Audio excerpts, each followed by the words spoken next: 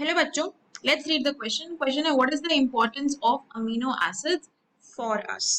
तो अगर इस क्वेश्चन में हम बात करते हैं की कॉन्सेप्ट की, तो की कॉन्सेप्ट हमारा इस क्वेश्चन में अमीनो एसिड्स ही है। तो अमीनो एसिड्स बेसिकली क्या होते हैं?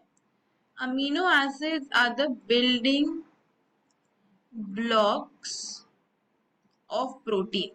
मतलब प्रोटीन कैसे बनता है?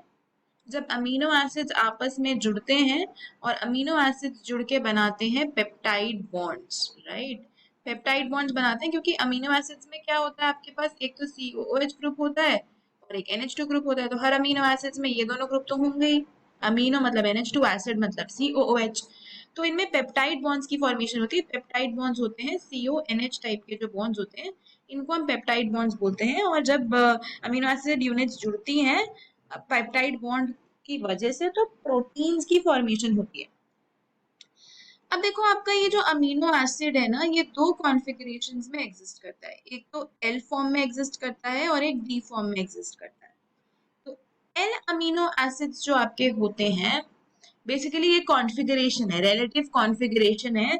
तो जैसे अगर एक सिंपलेस्ट अमीनो एसिड हम लें, जैसे कि हमारे पास ग्लाइसिन है, तो यहाँ पे COOH ले लिया मैंने, यहाँ पे कोई एल्काइल ग्रुप लगा हुआ है, यहाँ पे आपके पास NH2 है और यहाँ पे C के साथ H लगा हुआ है।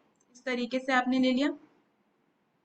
या अगर इसको आप ज्विटरायनिक फॉर्म में भी देखना चाहो तो देख सकते हो। ठीक है, ज्विटरायनिक फॉर्म में देखने के लिए यहाँ पे हमारे पास क्या आ जाएगा, COO माइनस आ जाएगा और यहाँ पे आ जाएगा NH3 प्लस। तो क्या होता है ना, यहाँ पे अगर आप ऑर्डर देखो, आपको देखना है कॉर्न। अगर ऐसे देखोगे, मतलब ऐसी कॉन्फ़िगरेशन है जो COOH से R से NH3 में जाके एंटी क्लॉकवाइज दे रही है। अगर ये एंटी क्लॉकवाइज रोटेशन हो रहा है तो हम कहते हैं कि ये L कॉन्फ़िगरेशन है, राइट। जैसे RS कॉन्फ़िगरेशन में आप इसको S बोलते हो, है ना। RS कॉन्फ़िगरेशन में इसको S बोलते हो, जिसमें एंटी क्लॉकवाइज रोटेशन होता है, मूवमेंट होता है। लेकिन DL कॉन्फ़िगरेशन में उसको L बोलते हैं। तो अगर आप कार्बोक्सिलिक एसिड से चलो, फिर R पे जाओ यानी कि एल्काइल ग्रुप पे जाओ, फिर N पे जाओ, इस तरीके से आपको देखना है रोटेशन। एंटी क्लॉकवाइज है तो L होगा और अगर क्लॉकवाइज रोटेशन हो रहा होगा तो D होगा। तो ये तो सिर्फ कॉन्फ़िगरेशन जानने का तरीका होता है। तो दो तरीके के कॉन्फ़िगरेशंस में आपका अमीनो एसिड एग्जिस्ट करता है, L amino acids and D amino acids. अब ये जो L अमीनो एसिड्स है ना, यही जो है पॉलीमराइज करते हैं।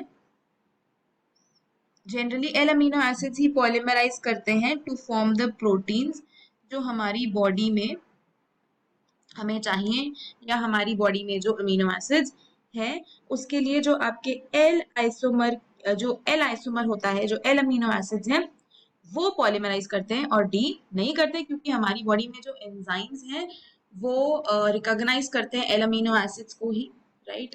और ऐसे अमीनो एसिड्स को ही वो कैटेलाइज भी करते हैं। सो दैट इज बिकॉज हमारी बॉडी के एंजाइम्स इन्हीं को एक्सेप्ट करते हैं। इस तरीके से आप समझ सकते हो। तो L अमीनो एसिड्स पॉलीमराइज करते हैं टू फॉर्म प्रोटीन्स। अब अगर हम बात करें इंपॉर्टेंस की, तो अमीनो एसिड की इंपॉर्टेंस क्या होती है? देखो, एक और चीज है, अमीनो एसिड्स हमारे पास दो तरीके के होते हैं ना। एक होते हैं एसेंशियल,